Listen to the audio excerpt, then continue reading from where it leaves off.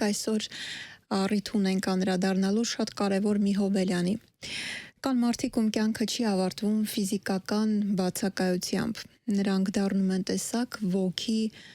ազգային խիղճ եւ ինքնություն։ Այսօր Գագիկ Գինոսյանը կդառնար 60 տարեկան։ Մեզ համար մեծ պատիվ է այս պահին մեր տաղավարում հյուրընկալել նրա դստերը։ Մեր հյուրն է Կարին, ավանդական երգի բարի համույթի գեղարվեստական ղեկավար Անի Գինոսյանը։ Բարի գալուստ, շնորհավորում եմ մեզ, ձեր հայրիկի ծննդյան, չեմ ուզում ասել տարելիցին, այնքան ներկա է մեզանում, որ նույնիսկ ճիշտ բառեր կարծես այս պահի համար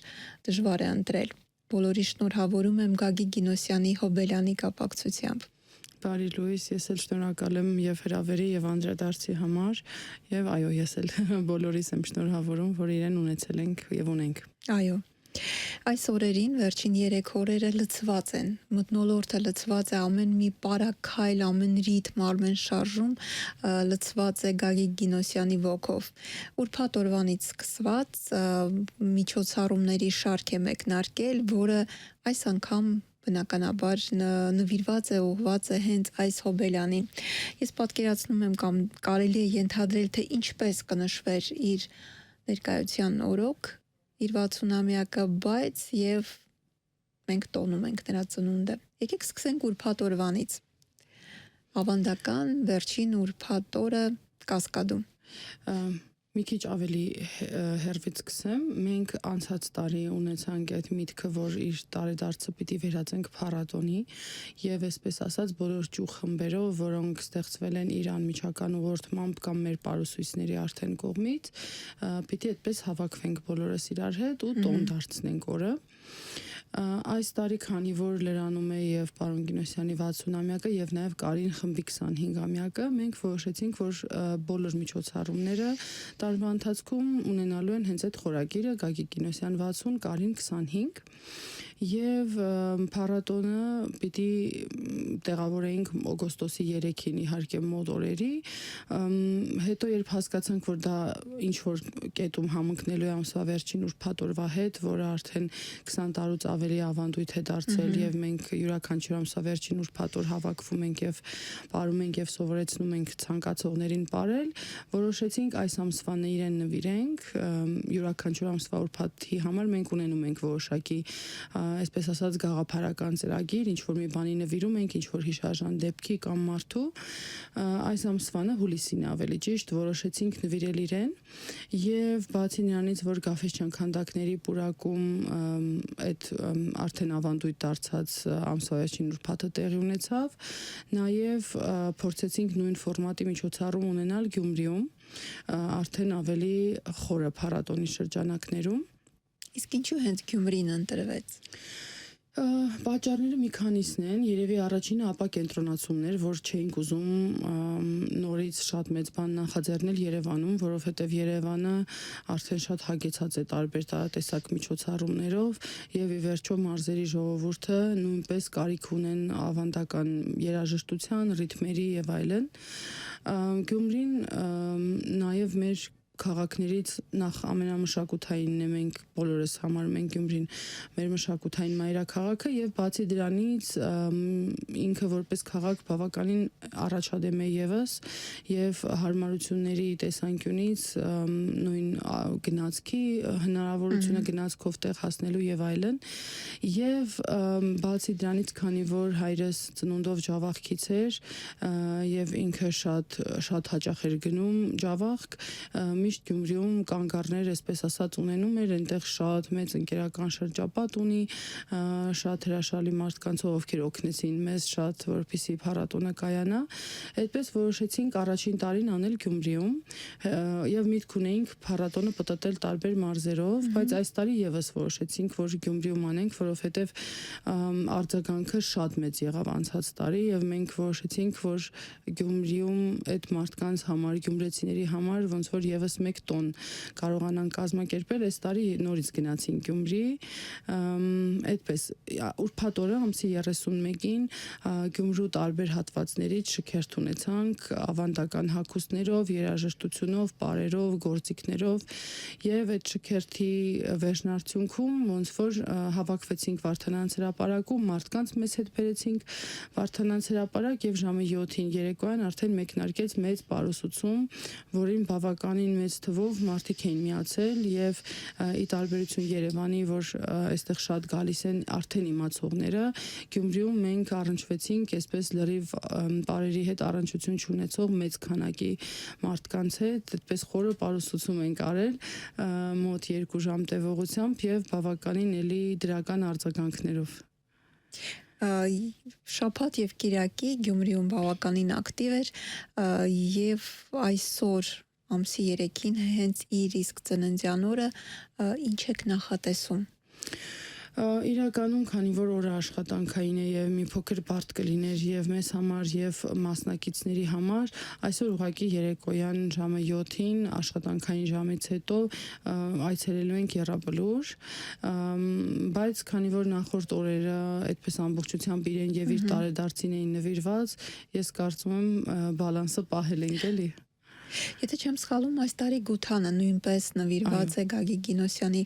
Հոբելյանին, այնպես որ միջոցառումներ, ինչպես ասում են, տարվա ընթացքում շարունակական կլինեն։ Այո, մենք նաև մեր մանկապատանեկան խմբի 25-ամյակն է այս տարի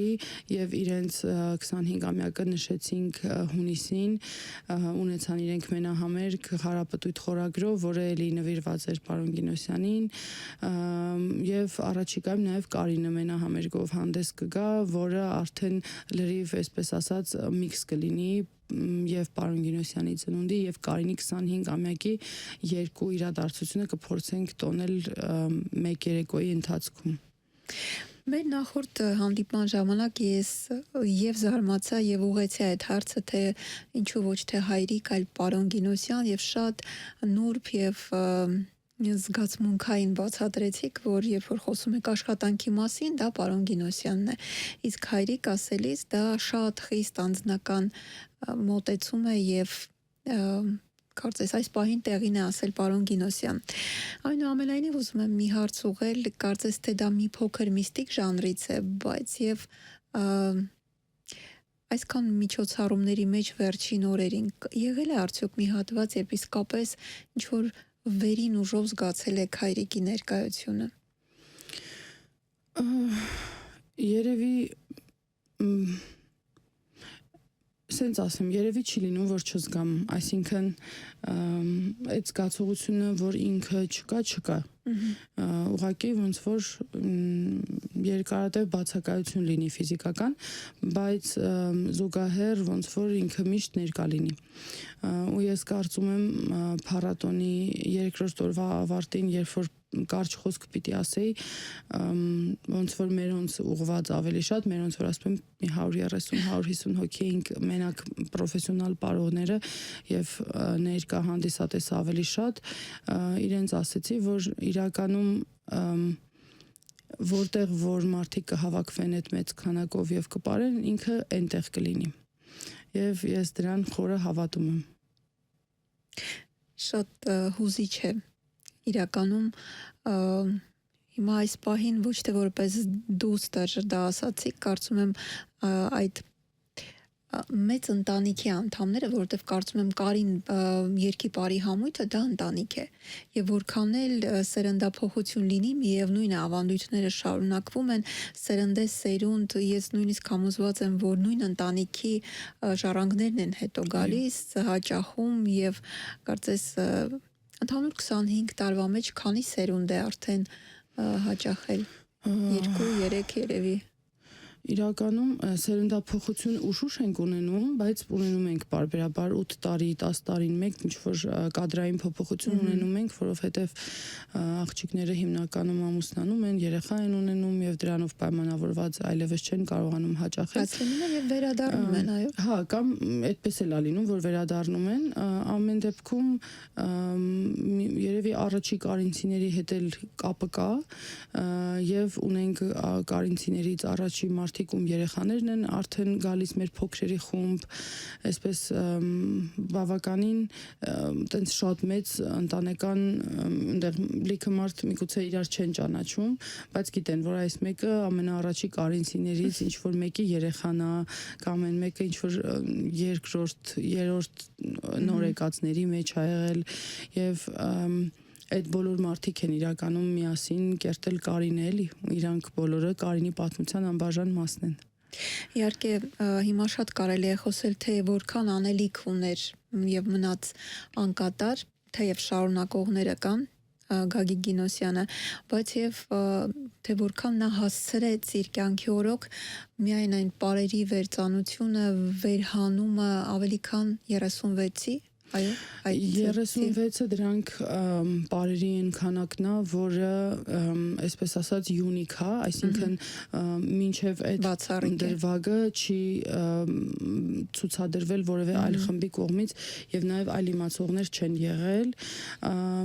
եւ դրանից բացի իր արխիվը թվագրվում է 600 նմուշ պար, այսինքն այն ինչ որ ինքը հասցրել է գրի առնել, դրանց մեջ վստահաբար եւս կան նմուշներ, որոնք որ որևէ այլ խմբի կողմից վերհանված չեն եղել, որովհետև ինքը իսկապես շատ մեծ եւ լայն ծավալներով բանահավաքչական աշխատանք է արել եւ Հայաստանի բոլոր մարզերում, Արցախում եւ այդ թվում նաեւ Սփյուռքում, մասնավորապես այն հատվածը, որը որ գրի առել Սփյուռքից, դա է որ այստեղ շատ հասանելի չի եղել, որովհետև Սփյուռք, որ ասում եմ, մեծ ամասամբ նկատի ունեմ Միացյալ Նահանգները, որտեղ մարդիկ տեղափոխված են եղել ջարդերից հետո եւ այդպես կապը կտրվել է շատ, իրենք այնտեղ են մնացել, մյուս հատվածը ովքեր որ եկել են Արևելյան Հայաստան արդեն, այստեղ քիչ թե շատ փորձել են իրենց մշակույթը պահել եւ մեզ ավելի մոտ են։ Նահանգներում էլ են փորձել պահել, բայց մեզնից շատ կտրված են եւ դա երևի միայն մեր օրերում է հնարավոր, երբ որ հասնելը մայրցամաքի երկրագնդի այլ մայրցամաք ավելի իրատեսական է եւ նաեւ Լիբանանից, Սիրիայից, այսինքն այս հատվածներից եւս կատարել է բանահավաքչական մեծ աշխատանքներ։ Անի, գիտեք, ինձ միշտ մի հարց է հետաքրքրել, այ դուք Սփյուռքի մասին խոսեցիք եւ շատ պատկերավոր նկարագրեցիք իրավիճակը, թե ինչպես են հայտնվել, ինչպես են փորձել պահպանել մեր ազգային պարերը, բայց նկատել եմ, երբ այստեղ Հայաստան ժամանում են մեր սփյուռքահայ քույրերը եւ եղբայրները, որևէ խնջույքի ժամանակ բոլորը պարում են մասնագիտորեն մեր պարերը։ Երբ որ հետաքրքրվում ես, շատ քչերը նրանցից հաճախել են մասնագիտական պարի խմբակներ կամ ընդհանրապես պար են սովորել, մինչդեռ մենք տեղացիներս ուղղակի ձեռքերը վեր բարձրացրած ինչ որ մեզ թվում է թե հայկական պարեր ենք պարում։ Ինչու այնտեղ այդքան տարածված է, նույնիսկ եթե բոլորովին այլ մասնագիտության տեր մարդիկ են, 1, 2 կամ գուցե մինչև 10 հասնող պարերի տեսակներ գիտեն եւ դա նորմալ է, իսկ մեզ մոտ դա եթե գնում ես պարի, այո գիտես, եթե ոչ, ապա չգիտես։ Վերջերս մի ճապոնացի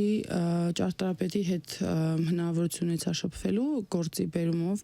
ու ինքը հարցեց ինչ հայ ճարտարապետներ կան, որոնք հայտնի են։ Ես տվեցի Սևակ Պետրոսյանի անունը, ով Հայաստանում չի ապրում, ինքը իրականում, եթե ճիշտ եմ հիշում, ամենաբարձրահարկ շենքի նախագծի հեղինակն է եւ Գինեսի ռեկորդների գրքում է նույնիսկ։ Ու այդպես պատմեցի իրան Սևակ Պետրոսյանից ու ասեցի, որ գիտեք, երկու պար չէ, ավելի երկու չէ, երկու շատ հայտնի պար գրի ենք առել հենց Սևակ Պետրոսյանից, Իշխանանց պարն ու Ռոստամ Բազին։ Այդ ճապոնացի ճարտարապետը, այսպես ասում է, ես լավ չհասկացա, ասում է, ինքը ճարտարապետ է, թե երկող պարող, ասում եմ, մեր մոտ չկա այդ առանձին երկպարը, դա մասնագիտություն չի, դա մեր էրյուդիան մասն է, այնպես ինչպես մենք հայերեն ենք խոսում, այդպես շատ հայեր իմացել են երգել, պարել, այսինքն գրեթե բոլորը իրենց կենցաղի եւ առօրյայի մաս է եղել ավանդական մշակույթը եւ Սևակ Պետրոսյանը իր ծագումով պարսկահայքից է եւ երբ իրեն հարցեցինք որտեղ եք սովորել պարել, ինքն ասեց ես չեմ սովորել, ասեց մեր գյուղում պարում էին, մի քիչ մեծացել եմ, մայրս ասել է գնա եղբորդ կողքը կանգնի, մեծ եղբորս կողքն եմ կանգնել ուղակի ու այդպես տեղի ա ունեցել։ Այսինքն այն ժամանակ սրանից մի քանի դար առաջ ըստ երևույթին այդ խնդիրը չի եղել, որ մեկին պետք էր սովորեցնել, որ ինքը իմանա, դա եղել է իրենց առօրյայի մաս եւ յուրաքանչյուր երեխայով արդեն մի քիչ այն տարիքում ա եղել, որ կարողացել է կրկնել շարժումները, միացել է արդեն այդ պարաշրջանին։ Զուգահեռ իրականությունում ինչքան էլ տարօրինակ կարող է հնչի, բայց Օսմանյան կայսրության ներքո ապրող հայերը, որոնք հետո ենթարկվեցին այդ կոտորածին, ավելի լավ են կարողացել պահել իրենց էթնիկ կոդը, գենետիկ կոդ ասելով այստեղ ավելի շատ հենց նկատի ունեմ այդ մշակութային կենցաղային դետալները, քան այն հայերը, ովքեր ապրել են Ցարական Ռուսաստանի տիրապետության ներքո։ Եվ այդ կոտորածից հետո, երբ որ մարդիկ տեղափոխվել են, իրենք տեսեք, առաջ շրջաններով համայնքներում շատ փակ են եղել, այսինքն տեղաշարժվելու հնարավորությունը շատ չի եղել, մեկը Մուշից ա եղել, մեկը Էրզրումից, իրենք երբևէ իրար գուցե չհանդիպեին, եթե չլիներ կոտորածը։ Ու երբ որ իրենք կոտորածից հետո տեղափոխվել են ինչ որ մի այլ բնակավայր, որտեղ պարզել են, որ կա 2 մշեցի, 3 սեբաստացի, 2 էրզրումցի, իրենք սկսել են այդտեղ փոխանակվել իրար մշակույթով։ Այ մեր մոտ այսպես ենք էս մի պարը ապարում, մեր մոտ էս երգն ենք երգում, ու սկսել են իրար սովորեցնել եւ այսօր մենք Բոստոնում օրինակ ունենք այդպես ակտիվ գործող համայնք, որտեղ տարբեր տեղերից, տարբեր նահանգներից գաղթած հայերի ժառանգներ են եւ իրենք այսպես արդեն խառնված բոլորի մշակույթը գիտեն։ Այս հատվածից ցավոք սրտի բանահավաքչական աշխատանքներ կատարելուց հետո գրեթե պարանմուշ, երգանմուշ չի հայտնաբերվում, որովհետև ըստ երևույթին ռուսական կայսրության ներքո ավելի ճնշված են ապրել, քան Ամերիկայի Միացյալ Նահանգներում կամ նույնիսկ Օսմանյան կայսրության, այսինքն նույնիսկ Կոմիտասը ամբողջ այս տարածաշրջաններից մի հատ Վարդաբլուրի գութաներ կարողացել գրի առնի, եթե հորովելների տեսանկյունից նայենք էլի։ Այդպես։ Հասկանալի է, որ հայրիկի հեռացումից հետո պայմանական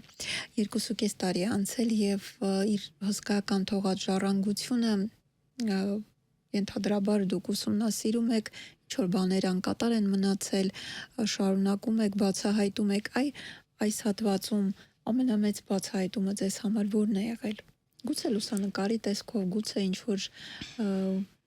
գրության։ Երևի չեմ հիշի առանձին բացահայտում, որովհետև մենք շատ սերտ ենք իրար հետ աշխատել, երբ որ ինքը կար։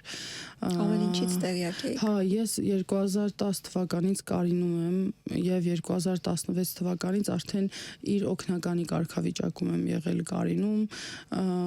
ու այդպես բոլոր խնդիրներից, բոլոր պլաններից, բոլոր առաջիկա իր անելիքներից հիմնականում տեղյակ եմ եղել մեծ մասամբ։ Դրա համար այդպես առանձին իմ համար ինքը երբ որ կար էլի ամեն օր ինքը նոր բացահայտում էր, որովհետև շատ բացի ամեն ինչից մարդկային իր տեսակը շատ խորն էր, շատ բազմաշերտ էր ու յուրաքանչյուր թեմայի շուրջ երբ որ իր հետ շփվում էր, մեկը մի հատ բացահայտում անում էր ու մտքիդ մեջ ասում էիր ոնց է հնարավոր այս ամեն ինչը մեկ մարդու մեջ էլի։ Դրա համար կարծում եմ զուր չէ, որ նրան համեմատում են կամ պարզապես անվանում են Պարի Կոմիտասը, որովհետև այն գործը, որ ինքն է արել, կարծես շատ նման է, ուղղակի ոլորտն է մի փոքր, այ։ Ինքը կներվեր, որ համեմատեին Կոմիտասի հետ, որովհետև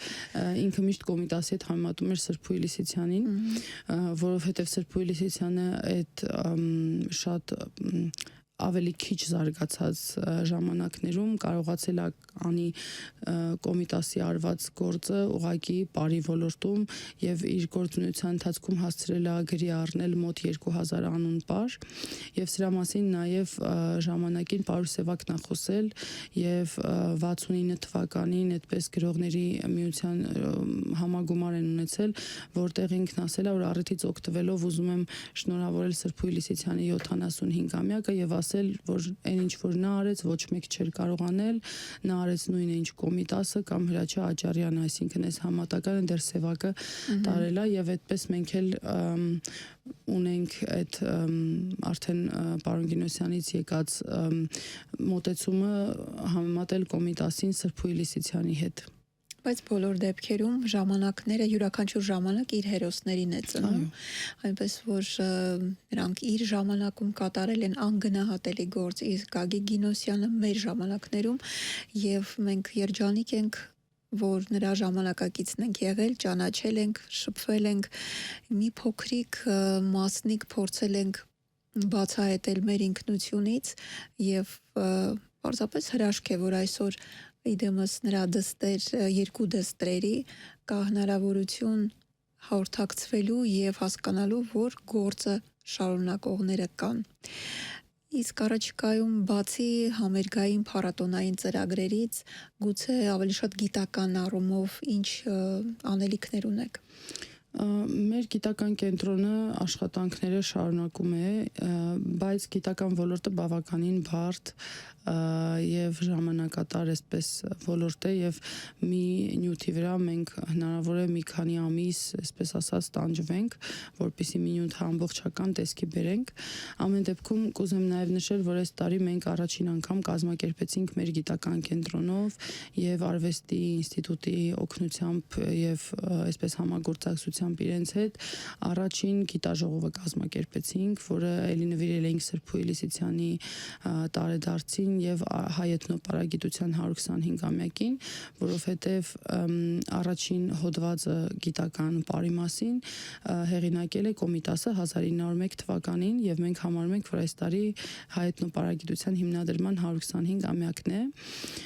եւ տարվա ընթացքում նաեւ մի քանի գիտաժողովներ են եղել, որտեղ մեր գիտական կենտրոնի աշխատակիցները, այսպես ասած գիտաշխատողները հանդես են եկել տարբեր զեկույցներով եւ առաջիկայում շատ մեծ միջազգային մակարդակի գիտաժողով ենք ունենալու, որը Հայաստանի հյուրընկալում է սեպտեմբերի 7-ից 12-ը, եթե չեմ սխալվում, ICTMD կազմակերպությունն է, որը միջազգային հենց էթնիկ պարերով, երգերով զբաղվող նախաձեռնություն է, իրենց գիտաժողովը հյուրընկալվելու է Հայաստան եւ այդտեղ եւս մեր ունենալու ենք զեկուցողներ Կարին գիտական կենտրոնից եւ այս պահին նաեւ աշխատում ենք պարերի գիտական նյութերի վրա ու հույս ունենք, որ առաջիկայում կկարողանանք ժողովածուով հանդես գալ, որտեղ ավարտուն տեսք ունենան թվով մոտ 40 պարեր, նրա փորձում ենք այլ ձևաչափի բերել, ավելի հեշտ, ավելի մատչելի ձևաչափի, որպեսզի նաև ոչ գիտնականները երբ ընթերցեն հասկանան եւ նաև այդ կաքավագիր պարերի շարժման ավելի ճիշտ շարժման գրառման